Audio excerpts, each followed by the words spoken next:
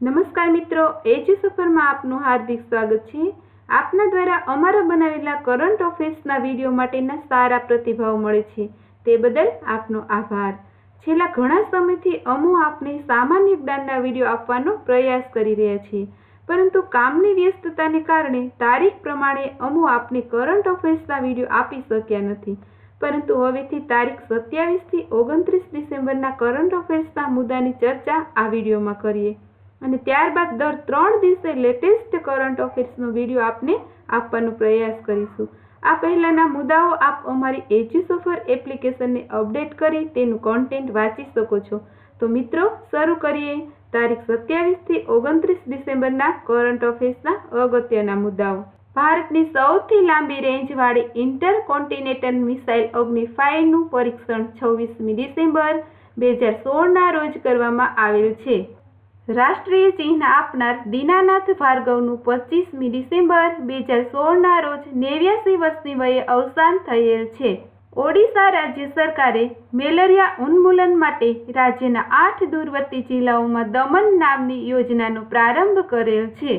સરકારની દમન યોજનાની શરૂઆતથી ઓડિશા રાજ્યમાં 79 બ્લોક અને 8000 ગામના લોકોને તેનો લાભ થશે। વર્ષ 2017માં હજની અરજી પ્રક્રિયા 2 જાન્યુઆરીથી આરંભી દેવામાં આવશે। 26મી ડિસેમ્બર 2004ના રોજ હિન્દ મહાસાગરના કાંઠાવાળા દેશોમાં સુનામી આવેલ, તેના કારણે 7.30 લાખ લોકો વિસ્થાપિત થયા હતા। પેલેસ્ટાઇનના રાષ્ટ્રપતિ તરીકે મહમૂદ અબ્બાસ ફરજ બજાવી રહ્યા છે। ચીનના એરપોર્ટ પર સેલ્ફ સર્વિસની નવી વ્યવસ્થા શરૂ કરવામાં આવી છે, તેમાં માત્ર 7 સેકન્ડમાં કસ્ટમ ચેકિંગ થઈ જાય છે। સિરિયા જઈ રહેલ રશિયાનું લશ્કરી વિમાન Tu-154 ટેકનિકલ ખામીને કારણે ક્રેશ થયેલ, તેમાં 92 લોકોના મોતની આશંકા છે। વિયેતનામ દેશ દ્વારા ભારતીય મગફળીની આયાત પરનો પ્રતિબંધ હટાવી દીધેલ છે। બ્રિટનના જાણીતા પોપ સિંગર જ્યોર્જ માઇકલનું અવસાન થયેલ છે। તેઓ 2 વાર ગ્રેમી એવોર્ડ જીતી ચૂક્યા છે। ટેક્સાસ વિશ્વવિદ્યાલય દ્વારા ચિકનગુનિયા માટે વિશ્વની પ્રથમ રસી તૈયાર કરવામાં આવેલ છે। સમગ્ર ભારતનું એકમાત્ર શહેરની વચ્ચે આવેલ પક્ષી અભયારણ્ય પોરબંદરમાં આવેલ છે, જે 9.33 હેક્ટરમાં ફેલાયેલ છે, જેની સ્થાપના વર્ષ 1989માં થઈ હતી। આંતરરાષ્ટ્રીય ઓલિમ્પિક કમિટીએ 28 રશિયન ખેલાડીઓ વિરુદ્ધ કાર્યવાહી શરૂ કરેલ છે। ગોલ્ફર રશીદ ખાનને PGTI દ્વારા ઓર્ડર ઓફ મેરિટનો ખિતાબ આપવામાં આવેલ છે। સુટકેસ બનાવનાર અમેરિકન કંપની અમેરિકન ટુરિસ્ટરે વિરાટ કોહલીને પોતાના બ્રાન્ડ એમ્બેસેડર તરીકે પસંદ કરેલ છે।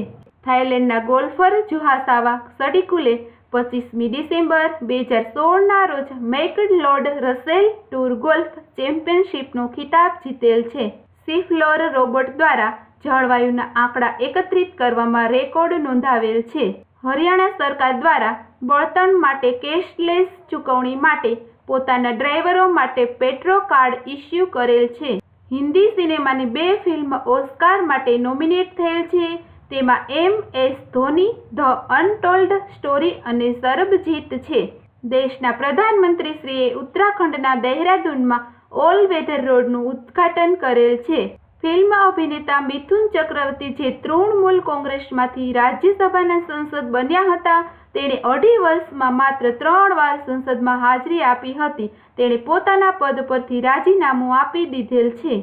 એક સર્વે મુજબ ભારતમાં ઇન્ટરનેટ પ્લાન સૌથી સસ્તા છે, છતાં ભારતમાં 95% લોકો પાસે ઇન્ટરનેટ કનેક્શન નથી। ટેક્સટાઇલ પ્રધાન સ્મૃતિ ઈરાનીએ શણની બેગ ખરીદવા માટે ઓનલાઈન પોર્ટલ લોન્ચ કરેલ છે, જેનાથી શણ ઉત્પાદકોને ફાયદો થશે।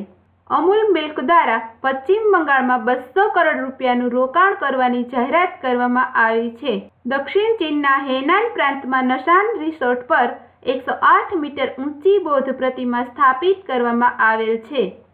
ચીન દેશ દ્વારા હાલમાં 5th જનરેશનના સ્ટેલ્થ યુદ્ધ વિમાનનું પરીક્ષણ કરવામાં આવેલ છે।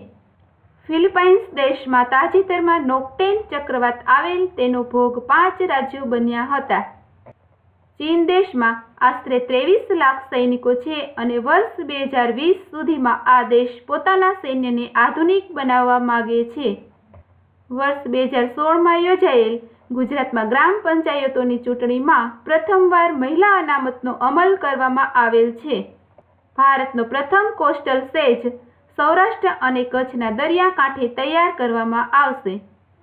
ગુજરાત રાજ્યની 10,279 ગ્રામ પંચાયતોમાંથી 8,954 પંચાયતોમાં સરપંચ માટેની ચૂંટણી યોજાઈ હતી. ગુજરાત સરકાર દ્વારા દરિયાનું પાણી પીવાલાયક બનાવી શકાય તે માટે PPP ધોરણે જામનગરમાં પ્રથમ ડિસેલિનેશન પ્લાન્ટ સ્થાપવામાં આવશે. અમદાવાદના સરદાર પટેલ ઇન્ટરનેશનલ એરપોર્ટ પર કરન્સી એક્સચેન્જ કાઉન્ટર શરૂ કરવામાં આવેલ છે. પંજાબ સરકાર દ્વારા 6 હોકીના ખેલાડીઓને એશિયન ગેમ્સ અને અન્ય સિદ્ધિઓ બદલ DSPની પદવી એનાયત કરેલ છે. ભારતીય ક્રિકેટ ટીમના કોચ તરીકે કાર્ય કરી રહેલા શંકર બાસુએ પોતાના પદ પરથી રાજીનામું આપી દીધેલ છે. સિનિયર નેશનલ વેઇટ લિફ્ટિંગ ચેમ્પિયનશિપમાં મીરાબાઈ ચાનુ વિમેન્સમાં અને ગુરુરાજા મેન્સમાં ગોલ્ડ મેડલ મેળવી ચૂક્યા છે. ફિલ્મ અભિનેતા શાહરૂખ ખાનને ઉર્દુ યુનિવર્સિટીના કુલપતિ જફર સરેસવાલાએ 6ઠ્ઠા દીક્ષાંત સમારોહમાં ડોક્ટરેટની ડિગ્રીથી સન્માનિત કરેલ છે. રેલવેમાં અકસ્માતમાં મૃત્યુ તથા અન્ય 32 પ્રકારની ઈજાઓમાં વળતર બમણું કરવામાં આવેલ છે. મૃત્યુ સમયે 4 લાખની જગ્યાએ 8 લાખ રૂપિયાનું વળતર આપવામાં આવશે. આ નિયમ 1 જાન્યુઆરી 2017થી લાગુ પાડવામાં આવશે. અસમ રાજ્ય સરકાર દ્વારા અટલ અમૃત અભિયાન યોજનાની શરૂઆત કરવામાં આવેલ છે. ઇન્ડિયન ઓઇલ કોર્પોરેશન દ્વારા પટના શહેરના તમામ પેટ્રોલ પંપને કેશલેસ કરવાની જાહેરાત કરવામાં આવી છે. કેન્દ્ર સરકાર દ્વારા વિરલ આચાર્યને 28મી ડિસેમ્બર 2016ના રોજ ભારતીય રિઝર્વ બેંકના ડેપ્યુટી ગવર્નર તરીકે પસંદ કરાયા છે. લેફ્ટનન્ટ જનરલ વિનોદ વશિષ્ઠને NCCના નવા મહાનિર્દેશક તરીકે નિયુક્ત કરવામાં આવ્યા છે. 28મી ડિસેમ્બર 2016ના રોજ મધ્યપ્રદેશના પૂર્વ મુખ્યમંત્રી સુંદરલાલ પટવાનું અવસાન થયેલ છે. કેન્દ્ર સરકાર દ્વારા દેશમાં નોંધાયેલા 33,000 NGOમાંથી 20,000ના FCRA લાયસન્સ રદ કરી દીધા છે. તેઓ હવે વિદેશી ભંડોળ નહીં મેળવી શકે. પર્યટન મંત્રાલય અનુસાર નવેમ્બર 2015 સુધીમાં ભારતમાં 8.16 લાખ વિદેશી પર્યટકો આવ્યા હતા. આ વર્ષે 2016માં 8.91 વિદેશી પર્યટકો આવ્યા. 28મી ડિસેમ્બર 1984ના રોજ કોંગ્રેસ પક્ષે 404 સીટો જીતી હતી. હાલ માત્ર 44 સીટો જ ઉપલબ્ધ છે. ભારતના 29 રાજ્યોમાં વિધાનસભાની કુલ 4,125 બેઠકો છે અને દેશમાં મુખ્ય 6 રાજકીય પક્ષો છે. અમેરિકાના પ્રસિદ્ધ ખગોળશાસ્ત્રી વેરા રૂબિનનું 88 વર્ષની વયે અવસાન થયેલ છે. તેઓ નેશનલ એકેડેમી ઓફ સાયન્સ માટે પસંદ થયેલા બીજા મહિલા હતા. વિશ્વની ટોપ 100 એન્જિનિયરિંગ એન્ડ ટેકનોલોજી યુનિવર્સિટીના લિસ્ટમાં ઇન્ડિયન ઇન્સ્ટિટ્યૂટ ઓફ સાયન્સ બેંગ્લોરનો સમાવેશ થાય છે. ચીન દેશ દ્વારા પ્રદૂષણના ખતરા સામે લડવા માટે પર્યાવરણ ટેક્સ લગાવેલ છે.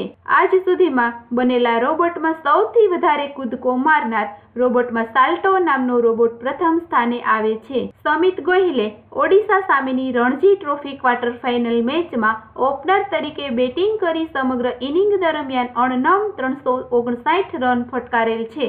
ઇન્ડિયન ઓલિમ્પિક્સ એસોસિએશન દ્વારા ચેન્નઈમાં યોજાયેલી સામાન્ય સભામાં સુરેશ કલમાડી અને અભયસિંહ ચોટાલાને IOAના લાઇફ ટાઈમ પ્રેસિડેન્ટ બનાવાયા છે. ભારતીય ક્રિકેટ ટીમના કેપ્ટન વિરાટ કોહલીને ક્રિકેટ ઓસ્ટ્રેલિયાએ one day captain of the year બનાવ્યા છે. વર્ષ 2022માં યોજાનાર રાષ્ટ્રીય રમોત્સવ માટે મેઘાલય રાજ્યને પસંદ કરવામાં આવેલ છે. કેરળ રાજ્ય 10મી વાર રાષ્ટ્રીય સાયકલિંગ ચેમ્પિયન બનેલ છે. માણસનું જૂઠાણું પકડવા માટે ફંક્શનલ મેગ્નેટિક રેઝોનન્સ ઇમેજિંગ પદ્ધતિ વપરાય છે. રાષ્ટ્રીય રાજધાની પ્રાદેશિક બોર્ડ દ્વારા નોઈડા ગ્રેટર નોઈડા મેટ્રો પરિયોજના માટે 406 કરોડ રૂપિયા જાહેર કરાયેલ છે. ઓલ વેધર રોડનો શિલાન્યાસ દેશના વડાપ્રધાનશ્રીએ કરેલ.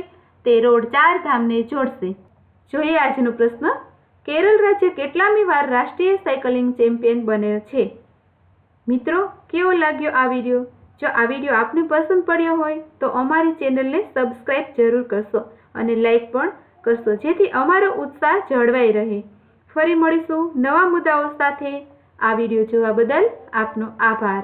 અમારા તમામ અપડેટ માટે ગૂગલ પ્લે સ્ટોર પર જઈ EDUSAFAR અલબત્ત EDUSAFAR લખી સર્ચ કરી આપ પહેલી જ એપ્લિકેશન ઇન્સ્ટોલ કરશો. આ વિડીયો જોવા બદલ આપનો ખૂબ ખૂબ આભાર.